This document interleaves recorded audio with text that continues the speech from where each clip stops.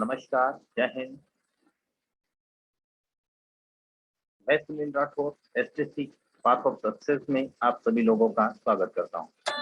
जैसा कि दोस्तों आप हाइडर पर देख पा रहे होंगे कि Madhya Pradesh PSC mains paper 2 unit number 4 जिसके अंतर्गत पहला बिंदु कंप्यूटर के प्रकार, विशेषता और पीढ़ियों की चर्चा की गई है। जैसा कि दोस्तों आप जानते होंगे, जब से सिलेबस में बदलाव किया गया है, वही मुख्य परीक्षा में कंप्यूटर को शामिल कर दिया गया है, जो कि केवल पहले प्रारंभिक पक्ष परीक्षा में हुआ करता था। अब इसे मुख्य परीक्षा में भी शामिल कर दिया गया है। तो हर यूनिट जैसे कि 30 नंबर का वेरी करता है, 30 नंबर के क्वेश्चन हर यूनिट से बनने की पूरी पूरी संभावना दिखाई देती है। दिखाई क्या देती है, एकदम डिक्लेयर है कि हर यूनिट से 30 नंबर के क्वेश्चन बनेंगे, जिसमें 3 मार्कर के 3 क्वेश्चन, 5 मार्कर के 2 क्वेश्चन और 11 मार्कर का 1 क्वेश्चन। तो यहाँ पर हम देखेंगे कि कंप्यूटर के प्रकार, विशेषता और पीढ़ी में से किस प्रकार के क्वेश्चन बन सकते हैं। सबसे पहले हम जानेंगे कंप्यूटर क्या है, कंप्यूटर के फिर प्रकार में आएंगे, फिर प्रकार के बाद उसकी विशेषता जानेंगे और अंततः पीढ़ी की ओर बढ़ जाएंगे कि कंप्यूटर की कुल कितनी पीढ़ियां हैं। ठीक है दोस्तों, तो आप लोगों के लिए मेरी एक कोशिश है कि हम कंप्यूटर के जो भी टॉपिक दिए गए हैं मेंस में यूनिट नंबर 4 में, तो उस यूनिट नंबर 4 को हम आने वाले लगभग 5 से लगभग 4 से 5 दिन जितने बिंदु है आपके, जैसे कि मुझे ध्यान है कि उसमें लगभग आपके 7 बिंदु दिए गए हैं। 7 बिंदु में से पहला बिंदु हमने पिकअप किया है, जिसका नाम है कंप्यूटर के प्रकार, विशेषताएं और पीढ़ियां। तो बाकी 6 बिंदु जो बचते हैं उसको आने वाले 6 दिन में हम कंप्लीट करने की कोशिश करेंगे। बस आप लोगों के सहयोग की आवश्यकता है। ठीक है, तो चलिए दोस्तों हम शुरू करते हैं कि कंप्यूटर क्या है।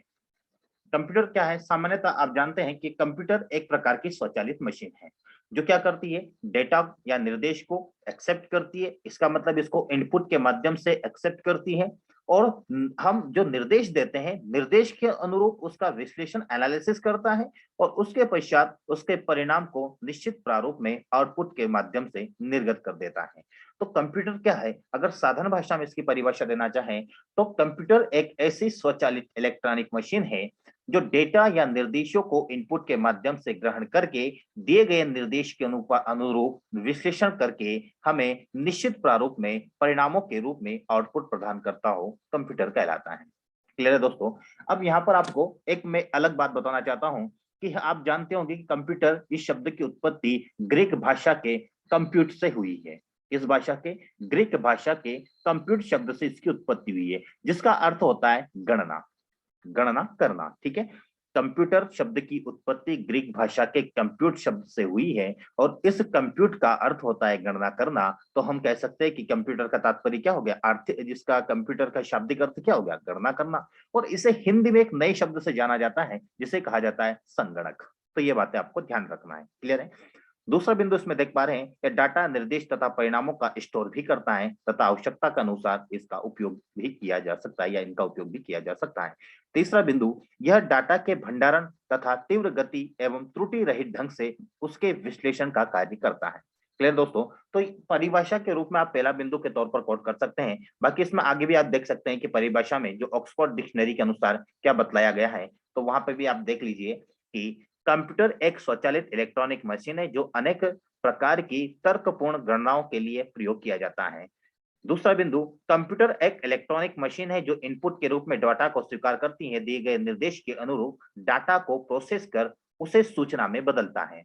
ध्यान है दोस्तों, हमने पहले भी इसी रूप में चर्चा की है, लेकिन आप इस रूप में इसको परिभाषित कर सकते हैं या पॉइंट फॉर्म में भी आप बता सकते हैं। नीचे बिंदुवार दिए गए हैं जो उनके कार्य के आधार पर आप इसको परिभाषित कर सकते हैं। जो कंप्यूटर काम करता है वही तो, जो कंप्यूटर के जैसे काम करता है या फिर जो काम इनपुट आउटपुट या दिए गए निर्देश के अनुरूप प्रोसेस करके सूचना में उसको कन्वर्ट करना, ये सब चीजें तो क्या कहला रही है, उसी कंप्यूटर के काम जो एक स्वचालित मशीन कर रही है। उस स्वचालित मशीन को ही क्या कहा जा रहा है, कंप्यूटर कहा जा रहा है। क्लियर है। तो परिभाषा में कुछ बिंदु लिखे गए, आप देख पा रहे होंगे, यही बातें की चर्चा हम पहले भी कर चुके हैं। ठीक है। अब दोस्तों जैसे कि आप सिलेबस में देखते हैं कि उसके प्रकार, कंप्यूटर के प्रकार के बारे में कहा गया है। तो दोस्तों जैसे कि आकार और कार्य के आधार पर अगर प्रकार की बात की जाए यहाँ पर मैंने हेडिंग बनाकर रखा है कि आकार और कार्य के आधार पर कंप्यूटर के प्रकार या कंप्यूटर के वर्गीकरण। ठीक है, तो लेकिन दोस्तों आपको मैं इसके पहले एक बात और बताना चाहता हूँ, फिर हम उस पर एक एक करके हम सारे कंप्यूटर के प्रकार जो आकार और कार्य के आधार पर वर्गीकृत किया गया है, क्योंकि ऐसा सिलेबस में तो स्पेशली मेंशन नहीं किया गया आपको कार्य और आकार के आधार पर ही वर्गीकरण करना है या प्रकार को देखना है। हमें कुछ अलग अन्य प्रकार के कंप्यूटर जैसे होते हैं, वो जैसे कि मतलब आउटपुट किस रूप में देंगे या इनपुट किस रूप में स्वीकार करेंगे, उस आधार पर देखा जाए तो कंप्यूटर के कुछ रूप हमें दिखाई देते हैं। जैसे कि आप सबसे पहले देखेंगे कि कार्य पद्धति कैसी है, तो यदि एनालॉग टाइप की है या फिर डिजिटल रूप की है या फिर हाइब्रिड रूप की है, तो कार्य पद्धति के आधार पर कंप्यूटर हम 3 प्रकार के और देखते हैं। उन 3 प्रकार के हम पहले चर्चा कर लेते हैं, फिर जो स्क्रीन पर आपको दिखाई दे रहा उनको हम रीड करते हुए चलेंगे। तो यहाँ पे मेरे वीडियो की यही विशेषता रहती है, आपको कंटेंट तो स्लाइड पर तो शो हो रहा होगा, लेकिन कुछ चीजें जो मैं वॉइस के माध्यम से आप तक पहुंचाऊंगा वो कुछ भिन्न प्रकार की चीजें कंटेंट या आपके लिए एक नॉलेज के रूप में भी हो सकती है या फिर आपके ज्ञानवर्धक के रूप में भी हो सकती है। तो ऐसा नहीं कि सिर्फ स्क्रीन पर ही देखना, आपको सुनने पर भी पूरा पूरा ध्यान देना है। तो देखिएगा, कार्य पद्धति के आधार पर वर्गीकरण की बात की जाए तो 3 प्रकार के कंप्यूटर होते हैं। 3 प्रकार के कौन कौन से? एनालॉग कंप्यूटर, दूसरा डिजिटल कंप्यूटर और तीसरा हाइब्रिड कंप्यूटर। अब देखिएगा, एनालॉग कंप्यूटर क्या होता है? समय के साथ लगातार परिवर्तित होने वाली भौतिक राशियों को एनालॉग राशि कहा जाता है। जैसे कि तापक्रम बदलता है, दबाव बदलता है, विद्युत वोल्टेज बदलता है, ये सब क्या है? एनालॉग रूप में ही डेटा को बताएगा आपको, एनालॉग रूप में। ठीक है, ये परिवर्तन होता है, मतलब ये आपको डेटा मतलब एकदम आंकड़े उपलब्ध नहीं करवाता। जैसे कि आपने घड़ी देखी होगी, घड़ी क्या एग्जांपल पे देखते हैं हम, एक होती है डिजिटल। डिजिटल इसका मतलब उसमें लिखा होता है 1 2 3, आपको एकदम उसमें 8 की आकृति में सभी शब्द बन जाते हैं, सभी जो आपके जो काउंटिंग में जो भी होते हैं 1 2 3 4 5 6 7 9 10 तक जो भी आपको बनाना है वो 8 के फॉर्म में ही बन जाते हैं। तो उनको क्या कहा जा रहा है? वो डिजिटल कंप्यूटर होता है, जिसमें क्या होता है कि उसमें 0 और 1 का प्रयोग किया जाता है। अब कंप्यूटर के रूप में हम बात करें कि एनालॉग कंप्यूटर क्या होता है, तो एनालॉग कंप्यूटर समय के साथ लगातार परिवर्तित होने वाली भौतिक राशियों को एनालॉग राशि कहा जाता है। जैसे तापक्रम की, दबाव की या विद्युत वोल्टेज आदि के बारे में चर्चा की। एनालॉग कंप्यूटर में डाटा का निरूपण लगातार परिवर्तित होने वाली राशियों के रूप में होता है, और एक साधारण घड़ी जो होती है या फिर वाहन का गति मीटर जो होता है, वोल्टा मीटर होता है, आदि एनालॉग कंप्यूटर पे आधारित है या एनालॉग कंप्यूटर के उदाहरण है। डिजिटल कंप्यूटर ये इलेक्ट्रॉनिक संकेतों पर चलते हैं। किस पर चलते हैं? इलेक्ट्रॉनिक संकेत पर चलते हैं। गणना के लिए द्विआधारी अंक, जिसे हम क्या कहते हैं? Binary system. बाइनरी सिस्टम क्या होता है? 0 और 1 के रूप में। 0 मतलब ऑफ, 1 मतलब ऑन, तो 0 या 1 के रूप में प्रयोग किया जाता है। डिजिटल कंप्यूटर में डाटा का निरूपण बाइनरी रूप में, बाइनरी रूप जो जिसे हम हिंदी में कह रहे हैं कि द्विआधारी अंक, तो 0 या 1 के रूप में किया जाता है। इनकी गति तीव्र होती है। वर्तमान में प्रचलित अधिकांश कंप्यूटर इसी प्रकार के हैं। इनमें आंकड़ों को इलेक्ट्रॉनिक पल्स के रूप में निरूपित किया जाता है। क्लियर है दोस्तों? अब हम अगला जो आखिरी प्रकार है, जो तीसरा प्रकार कार्य पद्धति के आधार पर जो हमने कहा था, वो होता है आपका हाइब्रिड कंप्यूटर। यह डिजिटल व एनालॉग कंप्यूटर का मिश्रित रूप है। हाइब्रिड कर दिया इसको, मतलब संकर कर दिया। संकर आपने सुना होगा, हाइब्रिडाइजेशन, संकरण। तो इसको हाइब्रिड कर दिया, मतलब एनालॉग और डिजिटल दोनों प्रकार के कंप्यूटर को मिश्रित रूप दिया और हाइब्रिड कंप्यूटर का निर्माण किया। इसमें गणना तथा प्रोसेसिंग के लिए डिजिटल रूप का प्रयोग किया जाता है। इसमें गणना तथा प्रोसेसिंग के लिए डिजिटल रूप का प्रयोग किया जाता है, जबकि इनपुट तथा आउटपुट में एनालॉग संकेत का प्रयोग किया जाता है। बहुत ध्यान रखने बात है दोस्तों, इनमें क्या कहा जा रहा है कि इसमें गणना और प्रोसेसिंग के लिए तो डिजिटल रूप का प्रयोग किया जाता है। किसका? डिजिटल रूप का। लेकिन जब ये आउटपुट में या फिर इनपुट तथा आउटपुट में एनालॉग सिग्नल का प्रयोग किया जाता है। मतलब क्या कहा जा रहा है? हम इनपुट देते हैं और निर्देश के बाद जो प्रोसेसिंग होती है उसके बाद हमें आउटपुट मिलता है। तो इनपुट और आउटपुट ये दोनों किस रूप में? एनालॉग संकेत के रूप में। जबकि उनके अंदर जो प्रोसेसिंग हो रही है, हम जो निर्देश दे रहे हैं, निर्देश के अनुरूप जो प्रोसेसिंग हो रही है वो किस रूप में हो रही है? डिजिटल रूप में। क्लियर दोस्तों? तो यहाँ पे आप समझ पा रहे होंगे। तो इस तरह के कंप्यूटर का प्रयोग अस्पताल में होता है, रक्षा क्षेत्र में होता है, विज्ञान आदि के क्षेत्र में किया जाता है। क्लियर है? तो 3 प्रकार को आपको ध्यान रखना होगा। फिर हम अब आगे चर्चा करेंगे, जो कि स्क्रीन पर देख पा रहे हैं, कि आकार और कार्य के आधार पर वर्गीकरण। आकार और कार्य के आधार पर कंप्यूटर को mainframe, mini computer, micro computer, super computer में बांटा जा सकता है। Personal computer notebook, netbook, tablet, laptop, work station तथा पॉमटॉप आदि माइक्रो कंप्यूटर के ही क्या है विभिन्न रूप हैं। अब हम एक एक करके सभी की चर्चा करेंगे। यहाँ से आपका डायरेक्ट 5 मार्कर क्वेश्चन बन सकता है, या फिर आपसे अनेक प्रकार अगर पूछ लिया जाए तो 11 मार्कर क्वेश्चन भी बनने की संभावना होती है। लेकिन मुझे जहां तक लगता है इस बिंदु में देखा जाए तो कंप्यूटर की पीढ़ियों को लेकर 11 मार्कर क्वेश्चन बन सकता है। बाकी आपको यहाँ पे 3 मार्कर या फिर आपको 5 मार्कर क्वेश्चन देखने को मिल सकता है। ठीक है, अब देखते हैं मेन फ्रेम कंप्यूटर क्या होता है। मेन फ्रेम कंप्यूटर के में मुख्य कंप्यूटर एक केंद्रीय स्थान पर रखा जाता है। क्या कहा, किसमें कंप्यूटर जो होता है उसमें जो आपका मेन कंप्यूटर होता है उसे केंद्रीय स्थान पर रखा जाता है, जो सभी डेटा तथा अनुदेशों को स्टोर करता है और उपयोगकर्ता डंब टेक्निक के माध्यम से मेन फ्रेम कंप्यूटर से जुड़ता है तथा केंद्रीय डेटाबेस और प्रोसेसिंग क्षमता का उपयोग करता है। क्लियर है। दूसरा बिंदु देखिएगा, मेन फ्रेम कंप्यूटर कंप्यूटर आकार में काफी बड़े होते हैं। मेनफ्रेम कंप्यूटर जो आए थे ये आकार में क्या होते हैं, बड़े होते हैं। ठीक है, इनकी डाटा स्टोरेज क्षमता भी अधिक होती है तथा डाटा प्रोसेस करने की गति तीव्र होती है। क्या कहा जा रहा, आकार बड़ा, स्टोरेज क्षमता अधिक, प्रोसेसिंग करने की गति तीव्र, ये सब विशेषता बताई जा रही है। तो कभी आपसे पूछ लिया जाए मेनफ्रेम कंप्यूटर की विशेषता, तो इन्हीं में से आपको बिंदु को निकालते हुए चलना है। ठीक है, अब फिर देखते हैं अगला बिंदु उसमें लिखा हुआ है। अगला बिंदु का मतलब उसी के अंदर देखिएगा, मेनफ्रेम कंप्यूटर से जुड़कर एक साथ कई लोग अलग अलग कार्य कर सकते हैं। ठीक है, क्या लिखा हुआ है, मेनफ्रेम कंप्यूटर के साथ जुड़कर एक साथ कई अलग अलग कार्य किया जा सकता है, इसलिए इस कंप्यूटर को क्या कहा जाता है, मल्टी यूजर कंप्यूटर। कितनी बड़ी विशेषता आपको देखने की मिल रही है कि मेनफ्रेम कंप्यूटर के साथ जुड़कर एक ही साथ कई लोग अलग अलग कार्य कर सकते हैं, इसलिए मेनफ्रेम कंप्यूटर को मल्टी यूजर कंप्यूटर भी कहा जाता है। तीसरा बिंदु देखिएगा कि इसमें ऑनलाइन रहकर बड़ी मात्रा में डेटा प्रोसेसिंग किया जाता है। मेनफ्रेम कंप्यूटर में 2 या अधिक माइक्रो प्रोसेसर को एक साथ जोड़कर प्रोसेसिंग क्षमता बढ़ाई जाती है। इसमें सामान्यतः 32 या 64 बिट माइक्रो प्रोसेसर का नोड प्रयोग किया जाता है। ध्यान रखिएगा आपको कि 32 या 64 बिट माइक्रो प्रोसेसर का, माइक्रो मतलब 10 की पावर -6 होता है माइक्रो, तो प्रोसेसर का नोड प्रयोग किया जाता है इसमें, किसमें, मेनफ्रेम कंप्यूटर में। अब आगे देखिएगा, मेनफ्रेम कंप्यूटर में टाइम शेयरिंग तथा मल्टी प्रोग्रामिंग ऑपरेटिंग सिस्टम का प्रयोग किया जाता है। किसका, टाइम शेयरिंग तथा मल्टी प्रोसेसिंग का प्रयोग किया जाता है। अब देखते हैं मेनफ्रेम कंप्यूटर है, इसका उपयोग कहां कहां पर किया जाता है। तो आप देख सकते हैं मेनफ्रेम कंप्यूटर का उपयोग बड़ी कंपनियों, बैंक, रेलवे, आरक्षण, रक्षा अनुसंधान, अंतरिक्ष विज्ञान आदि में किया जाता है।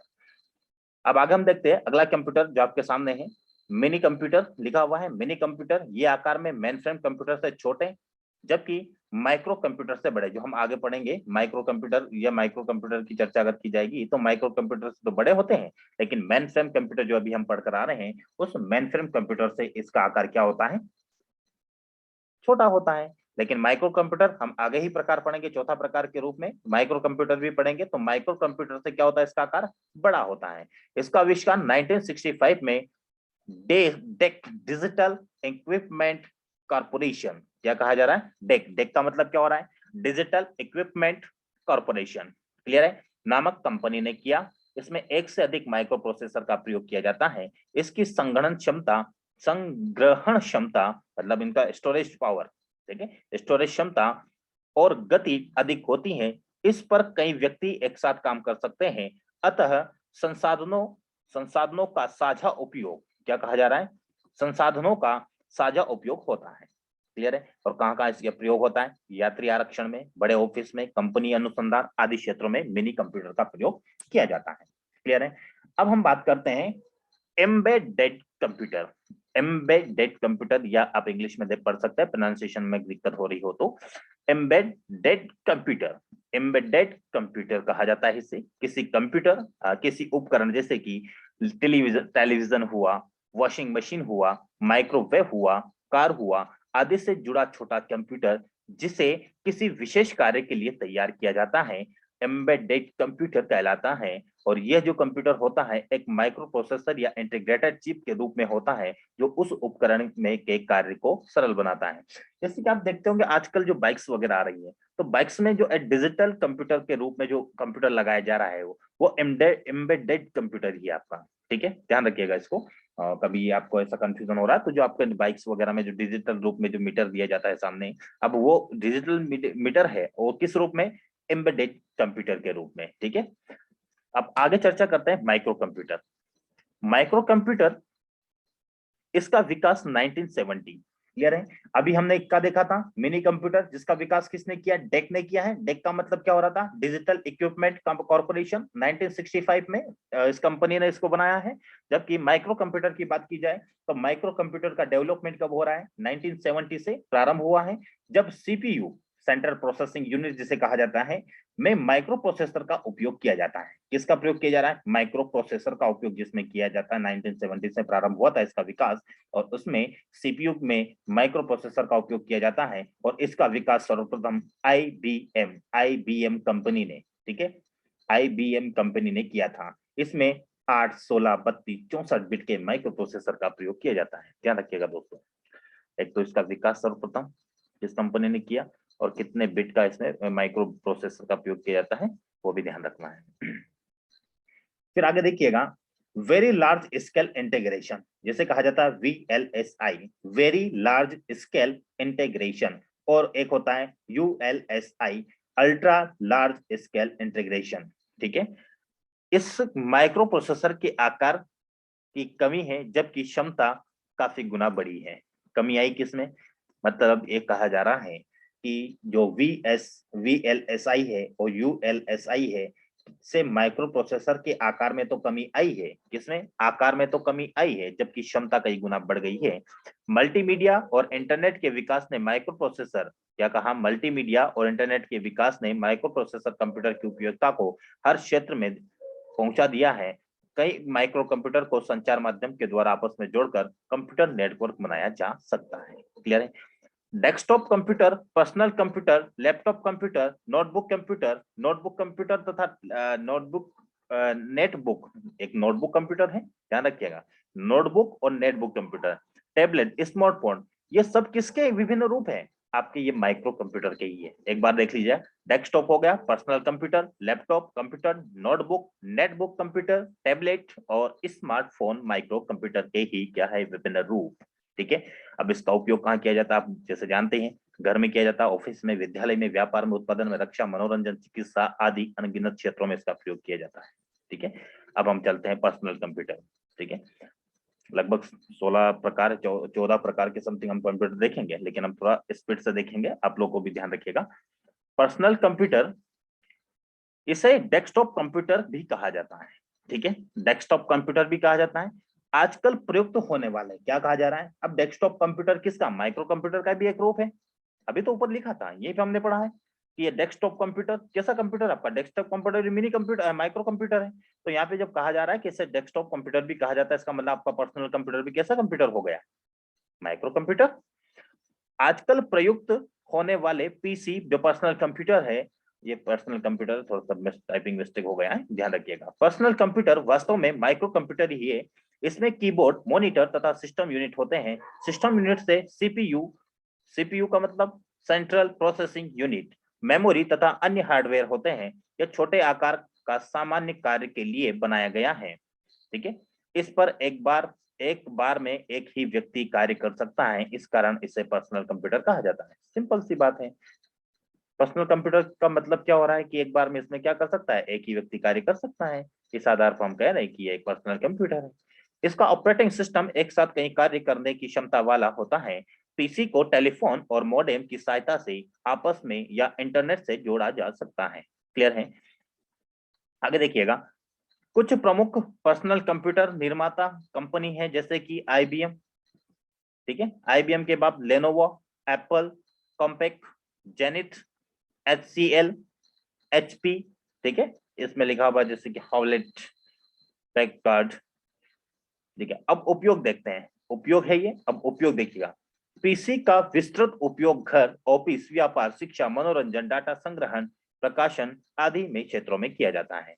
पीसी का विकास की बात की जाए, पर्सनल कंप्यूटर के विकास की 1981 में हुआ, जिसमें माइक्रो प्रोसेसर 8088 का प्रयोग किया जाता है। इसमें हार्ड डिस्क लगाकर उसकी क्षमता बढ़ाई गई। इसे पीसी एक्सटी एक्सटी, ठीक है, एक्सटी PSXT, मतलब यहाँ पे उसका मतलब होता है पर्सनल कंप्यूटर एक्सटेंडेड टेक्नोलॉजी। मतलब उसको क्या कहा है, क्षमता को बढ़ा रहे हैं। क्षमता को बढ़ा रहे हैं तो क्या कहेंगे, एक्सटेंड कर दिया है। एक्सटेंड कर दिया, इसका मतलब उसकी टेक्नोलॉजी क्या हो गई, एक्सटेंड हो गई है। किसकी हुई है, पीसी कंप्यूटर की। तो हम कह सकते हैं पीसी एक्सटेंड टेक्नोलॉजी नाम दिया है किसे, इसके डेवलपमेंट को कर कर इसमें जब एक हार्ड डिस्क लगा दिया ड्राइव को, क्षमता बढ़ गई है, इस आधार पर इसको ये कहा जा रहा है। ठीक है, 1984 की बात की जाए तो 1984 में नए माइक्रो प्रोसेसर 80,286 के बने पीसी को क्या कहा, पीसी80 मतलब एडवांस टेक्नोलॉजी। अब क्या हो गया, एडवांस हो गया, एडवांस टेक्नोलॉजी का। वर्तमान पीढ़ी के सभी पर्सनल कंप्यूटर पीसी80 ही कहा जाता है, ध्यान रखिएगा। अब आजकल जो भी कंप्यूटर आ रहे हैं वो सब कैसे आ रहे हैं, पीसी80। इसका मतलब क्या हो जाएगा, पर्सनल कंप्यूटर एडवांस टेक्नोलॉजी। अब आगे बात करते हैं वर्क स्टेशन। यह एक शक्तिशाली पीसी है जो अधिक प्रोसेसिंग क्षमता, विशाल भंडारण और बेहतर डिस्प्ले को ध्यान में रखकर बनाया जाता है। इस पर एक बार एक ही व्यक्ति कार्य कर सकते हैं। उपयोग वैज्ञानिक इंजीनियरिंग, भवन निर्माण के क्षेत्रों में वास्तविक परिस्थितियों में उत्पन्न का अध्ययन किया जाता है। ठीक है, अब नोटबुक कंप्यूटर या लैपटॉप, क्या कहा गया, नोटबुक कंप्यूटर या लैपटॉप कंप्यूटर। ठीक है, इसको ध्यान से समझ लीजिएगा। जब यहाँ पे कहा जा रहा है 7वें नंबर पर, और 7वें नंबर पर जो बताया जा रहा है नोटबुक कंप्यूटर या लैपटॉप कंप्यूटर, यह नोटबुक के आकार का ऐसा कंप्यूटर है जिसे ब्रीफ केस में भी रखकर या फिर रखकर कहीं भी ले जाया जा सकता है। मतलब कुछ पॉकेट में रखकर भी ले जाया जा सकता है। कहने का मतलब यह है कि यह क्या है, एक प्रकार का छोटा सा कंप्यूटर है जिसे ब्रीफ केस में रखकर कहीं भी ले जाया जा सकता है। इसमें पर्सनल कंप्यूटर की सभी विशेषताएं मौजूद होती हैं। चूंकि इसका उपयोग गोद में रखकर किया जाता है, इसलिए इसे लैपटॉप कंप्यूटर कहा जाता है। बाकी इसका वाकई नाम क्या है, नोटबुक कंप्यूटर। इसे गोद में रखा जा सकता है, इसलिए इसको क्या बोल दिया, लैपटॉप कंप्यूटर। ठीक है, लैपटॉप का विकास एडम ऑसबर्न द्वारा 1981 में किया गया था। बहुत इंपॉर्टेंट लाइन है, ध्यान रखिएगा, जो मैंने हाईलाइट कर रखी है। देखिएगा, लैपटॉप का विकास एडम ऑसबर्न द्वारा 1981 में किया गया था। इसमें एक मुड़ने योग्य LCD, monitor, keyboard, touch pad, hard disk, floppy disk, ये सब हम पढ़ेंगे आगे वाली क्लास में। फ्लॉपी डिस्क क्या होता है, हार्ड डिस्क क्या होता है, ये सब पढ़ेंगे हम। ठीक है, सीडी डीवीडी ड्राइव क्या होता है, ये सब पढ़ेंगे। बस यहाँ पे आप कोट कर लीजिएगा विशेषता नोटबुक कंप्यूटर के संदर्भ में। विद्युत के बगैर कार्य कर सकने के लिए इसमें चार्ज की जाने वाली बैटरी का प्रयोग किया जाता है। क्या लिखा जा रहा है, इसका जैसे कि आपका लैपटॉप होता है, ऐसा तो नहीं लाइट चली जाने के बाद वो चलता नहीं है। इसका मतलब वो चार्जेबल है, मतलब चार्जेबल है, इसका मतलब चार्ज किए जाने पर लाइट जब विद्युत चली जाती है तब भी उसका यूज कर सकते हैं हम लोग। ठीक है, आगे देखिएगा। सामान्यतः लैपटॉप में लिथियम आयन बैटरी, और पूछा जा सकता है, ये प्रीलिम्स वाले भी ध्यान रखिएगा, लैपटॉप में किस प्रकार की बैटरी का प्रयोग किया जाता है, लिथियम आयन बैटरी का प्रयोग किया जाता है। वाईफाई और ब्लूटूथ की सहायता से इंटरनेट द्वारा भी जोड़ा जा सकता है। क्लियर है, ध्यान रखिएगा। अब हमने नोटबुक कंप्यूटर पढ़ा, अब आता है अगला नेटबुक कंप्यूटर। नेटबुक कंप्यूटर यह नोटबुक या लैपटॉप कंप्यूटर का लघु संस्करण है जिसे गतिमान अवस्था में वायरलेस नेटवर्क द्वारा इंटरनेट का प्रयोग करने के लिए विशेष रूप से डिजाइन किया गया है। नेटबुक का आकार व वजन लैपटॉप कंप्यूटर से छोटा होता है तथा प्रोसेसिंग और स्टोरेज क्षमता भी कम होती है। नेटबुक शब्द की उत्पत्ति इंटरनेट तथा नोटबुक शब्द से के मिलने से हुआ है। नेट मतलब इंटरनेट, बुक मतलब आपका हो जाएगा नोटबुक। द्वारा इंटरनेट से जुड़े वर्ल्ड वाइड वेब पर सफरिंग करने, ईमेल भेजने, प्राप्त करने आदि में इसका प्रयोग किया जाता है। सोशल मीडिया का में भी इसका प्रयोग किया जाता है, आप ये बता सकते हैं। ठीक है, अब हम चलते हैं टैबलेट कंप्यूटर। ठीक है, अब टैबलेट कंप्यूटर के बारे में देखें कि टैबलेट कंप्यूटर क्या बतलाता है। तो टैबलेट एक छोटा कंप्यूटर होता है, क्या कहा जा रहा है, एक छोटा कंप्यूटर होता है जिसमें कीबोर्ड या माउस का प्रयोग नहीं होता है। टैबलेट कंप्यूटर में क्या होता है, कीबोर्ड भी नहीं होता है, माउस भी नहीं होता है, इनबिल्ट होता है, ऑन स्क्रीन रहती है सारी चीज, आप जानते होंगे। जैसे आईफोन आपका सॉरी आईफोन तो वो एक सा वर्जन होगा वो तो। और फिर आप टेबलेट कंप्यूटर में देखें तो टेबलेट कंप्यूटर में क्या, कीबोर्ड माउस का प्रयोग नहीं होता है। इसमें इनपुट के लिए स्टाइलस पेन या फिर टच स्क्रीन तकनीक का प्रयोग किया जाता है। टेबलेट में डाटा का डालने के लिए वर्चुअल या ऑन स्क्रीन कीबोर्ड का प्रयोग किया जाता है। अभी मैंने कहा ऑन स्क्रीन होता है कीबोर्ड, ऑन स्क्रीन कीबोर्ड का प्रयोग किया जाता है। इसमें वायरलेस नेटवर्क द्वारा इंटरनेट से भी जोड़ा जा सकता है। इसका उपयोग स्मार्टफोन की तरह भी किया जा सकता है। क्लियर है? क्योंकि टैबलेट कंप्यूटर का प्रयोग हाथ में रखकर किया जाता है, इसलिए इसे हैंड हेल्ड कंप्यूटर भी कहा जाता है। कितनी बड़ी बात बोली है यहाँ पर, सुन पा रहे हैं आप? क्योंकि इससे क्या कहा जा रहा है कि यह टैबलेट कंप्यूटर का प्रयोग हाथ में रखकर किया जाता है, इससे क्या कहा, इसलिए इसको हैंड हेल्ड कंप्यूटर भी कहा जाता है। एप्पल कंपनी का आईपैड टैबलेट कंप्यूटर का एक उदाहरण है, आईपैड। ठीक है,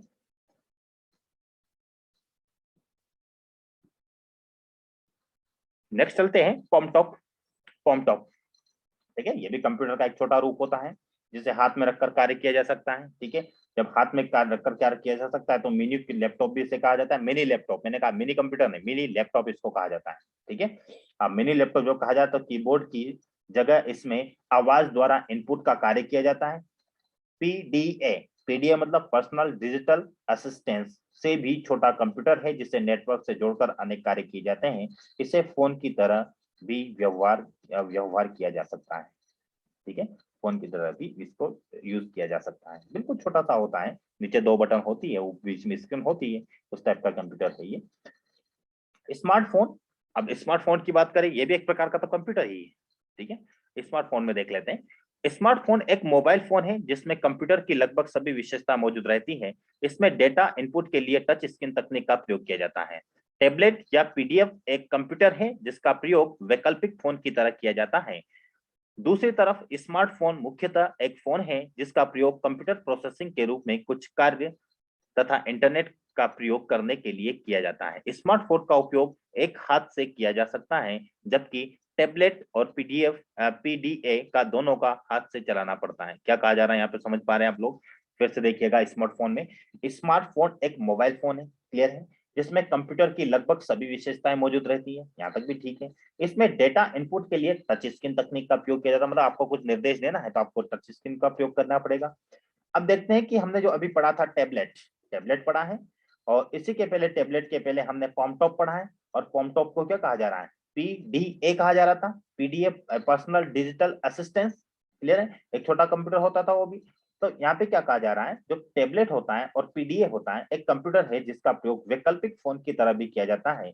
दूसरी तरफ अगर स्मार्टफोन की बात की जाए, यह एक फोन है जिसका प्रयोग कंप्यूटर प्रोसेसिंग से कुछ कार्य तथा इंटरनेट का प्रयोग करने के लिए किया जाता है। स्मार्टफोन का उपयोग एक हाथ से किया जा सकता है, किसका? स्मार्टफोन का, लेकिन टैबलेट का दोनों हाथों से प्रयोग किया जाता है। पीडीए पर्सनल डिजिटल असिस्टेंस जो एक छोटा कंप्यूटर है उसका प्रयोग भी कैसे किया जाता है? दोनों हाथों से चलाना पड़ता है।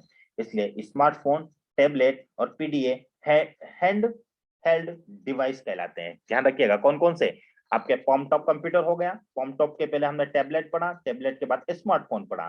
तो टैबलेट, पॉमटॉप, स्मार्टफोन और पॉमटॉप को पीडीए कहा जा रहा है, तो इन सभी को हाथ में रखकर इसको चलाया जा सकता है, इस चीज को हैंड हेल्ड डिवाइस कहा जाता है। ठीक है, तो ये ध्यान रखिएगा, हमने पढ़ा। अब आप में से जो अभी जितने भी हमने पढ़े हैं, लैपटॉप पढ़ा है, नोटबुक पढ़ा, नेटबुक, टैबलेट, अब आप लोग इसको रीड कीजिएगा वीडियो को पॉज करके, क्योंकि हमने सबका डिटेलिंग कर लिया है। तो आप यहाँ से इनको सभी को यहीं से 12 नंबर के पॉइंट से आपको पढ़ना है, कभी अंतर आ जाए आपका तो अंतर में सभी बिंदु को पढ़िएगा। हमने ऊपर चर्चा की है, ये कहाँ तक आपको देखना है, यहाँ तक, सुपर कंप्यूटर के पहले पहले तक आपको देखना है। अब हम सीधा सुपर कंप्यूटर में चलेंगे। अब आपको मैं एक बार स्क्रीन पर दिखा देता हूँ, आप लोग उसको रीड कर पाए, वीडियो को पॉज कर आप देख लीजिएगा इनको। ठीक है, और वो इसी प्रकार आप इस लास्ट वाले बिंदु को भी देख लीजिएगा, फिर हम सीधा चलते हैं सुपर कंप्यूटर की ओर। ठीक है, अब सुपर कंप्यूटर के बारे में जानेंगे, यही आखिरी आपका कंप्यूटर है, 13 प्रकार हो जाएंगे लगभग। तो सुपर कंप्यूटर अत्यधिक तीव्र प्रोसेसिंग शक्ति और विशाल भंडारण क्षमता वाला कंप्यूटर होता है। सुपर कंप्यूटर इसी को कहा जाता है जिसकी प्रोसेसिंग क्षमता बहुत तीव्र हो, स्टोरेज क्षमता भी काफी ज्यादा हो। सुपर कंप्यूटर का निर्माण उच्च क्षमता वाले हजारों प्रोसेसर को एक साथ समानांतर क्रम में जोड़कर किया जाता है। ध्यान रखिएगा, इसमें उच्च प्रोसेसर वाले जितने भी उच्च क्षमता वाले जो प्रोसेसर होते हैं उनको आपस में समानांतर क्रम में जोड़कर इसका प्रयोग किया जाता है। इसमें मल्टी प्रोसेसिंग और समानांतर प्रोसेसिंग का उपयोग किया जाता है। समानांतर प्रोसेसिंग में किसी कार्य को अलग अलग टुकड़ों में तोड़कर उसे अलग अलग प्रोसेसर द्वारा संपन्न कराया जाता है। सुपर कंप्यूटर पर अनेक उपयोगकर्ता एक साथ काम कर सकते हैं तथा इन्हें मल्टी यूजर कंप्यूटर भी कहा जाता है। किसको? सुपर कंप्यूटर को। सुपर कंप्यूटर विश्व के सर्वाधिक तेज कंप्यूटर है जो कम समय में जटिल गणनाएं कर सकते हैं। सुपर कंप्यूटर के प्रोसेसिंग स्पीड की गणना फ्लॉप में की जाती है। फ्लॉप्स होता ही है, फ्लोटिंग पॉइंट ऑपरेशंस पर सेकंड। ठीक है, फ्लॉप्स में इसको मापा जाता है, इसकी गणना को कि कितना स्पीड से कौन सा वर्क कर रहा है, तो फ्लॉप्स में मापा जाता है। फ्लोटिंग पॉइंट ऑपरेशन पर सेकंड में की जाती है। यहाँ फ्लोटिंग पॉइंट का तात्पर्य यह है कि कंप्यूटर द्वारा संपन्न किए गए किसी भी कार्य से हैं जिसमें भिन्न संख्याएं भी शामिल हो। वर्तमान सुपर कंप्यूटर की गति पेटाफ्लॉप्स में मापी जाती है। और आप पेटा का मतलब जानते हो, यहाँ पे ये लिखा हो ना, एक पेटाफ्लॉप्स बराबर 10 15, ये ऐसा नहीं है। 10 की power 15 minus peta deca hecto आपने पढ़ा होगा, deci centi milli micro nano pico femto atto, deca hecto kilo mega giga tera peta, ये आ रहा ना, deca hecto kilo mega giga tera peta. तो मतलब सेवंथ नंबर पर, सेवंथ का मतलब 3 2 6, 6 3 9 12 15, 10 की पावर 15 हो जाएगी। तो 10 की पावर 15 फ्लॉप्स होता है एक पेटा फ्लॉप्स बराबर, ये 10 की पावर 15 है। ठीक है, विश्व के प्रथम सुपर कंप्यूटर के निर्माण का श्रेय अमेरिका के क्रे रिसर्च कंपनी हो जाता है जिसकी स्थापना सैम्योर क्रे ने की थी। सुपर कंप्यूटर के क्षेत्र में सर्वाधिक योगदान के लिए सैम्योर क्रे को सुपर कंप्यूटर का जन्मदाता माना जाता है। अब इसके उपयोग की बात की जाए कि उपयोग पीसी का कहां पर होता है, देखा जाए कि पीसी का विस्तृत उपयोग घर, ऑफिस, व्यापार, शिक्षा, ठीक है, व्यापार शिक्षा में भी किया जा सकता है। और क्या बोल सकते हैं आप, मनोरंजन, डाटा संग्रहण, प्रकाशन आदि में इसका प्रयोग किया जा सकता है। ठीक है, तो आप देख सकते हैं सुपर कंप्यूटर का प्रयोग करने के लिए कहाँ कहाँ पे इसका प्रयोग किया जा सकता है, वैज्ञानिकों, तकनीकी के अनुसंधान और डिजाइन के लिए। ठीक है, अब भारत में सुपर कंप्यूटर की अगर बात करें कि भारत में सुपर कंप्यूटर की कैसी क्या स्थिति है।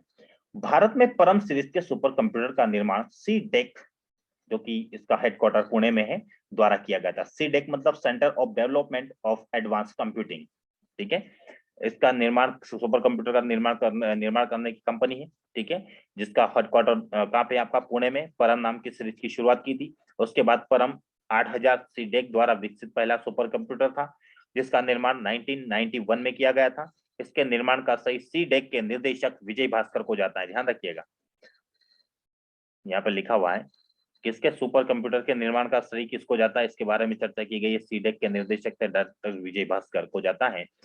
परम पद्म सुपर कंप्यूटर का निर्माण 2003 में किया गया। इसकी गणना क्षमता 1 टेरा फ्लॉप्स थी। 1 टेरा मतलब 10 की पावर 12, ये क्या है आपका 10 की पावर 12 है, ना कि 1012, 10 की पावर 12, क्योंकि हम पावर्स में इसको लिख नहीं पा रहे थे तो हमने सीधा यही सोच करके आपको वीडियो के माध्यम से बतला दिया जाएगा। ठीक है, टेरा क्या होता है आपका 10 की पावर 12, यानी कि 1 अरब गणना प्रति सेकंड में की जाती है। परम युवा सेकंड सुपर कंप्यूटर का निर्माण 2013 में किया गया जो सी डेक के द्वारा विकसित सबसे तेज सुपर कंप्यूटर है। इसकी गणना क्षमता 500 टेराफ्लॉप्स होती है। ठीक है, अब आगे देखते हैं आप लोग। अब आप देख सकते हैं अनुपम सीरीज के सुपर कंप्यूटर का विकास बार्क ने किया है। बार्क मतलब Bhabha atomic research centre, Mumbai द्वारा किया गया। पेस जैसे क्या, प्रोसेसर फॉर एरोडायनेमिक, ठीक है, computation and evolution series super computer के निर्माण के द्वारा अनुराग, या पढ़ सकते हैं इस चीजों को। अब हम यहाँ पे इसकी विशेषता की चर्चा और एक और आपका पॉइंट बचता है जो कि होगा इनकी पीढ़ियां। तो एक काम करते हैं, विशेषता की ओर चर्चा कर लेते हैं, फिर कंप्यूटर की पीढ़ियां हम अगले वीडियो में जरूर चर्चा करेंगे। अब देखिएगा, कंप्यूटर की विशेषता की बात की जाए कि कंप्यूटर की विशेषता प्रमुख रूप से क्या होती है। ठीक है, आप लोग तो साधारण तौर पर तो जानते होंगे कि आखिर कंप्यूटर की विशेषता क्या है।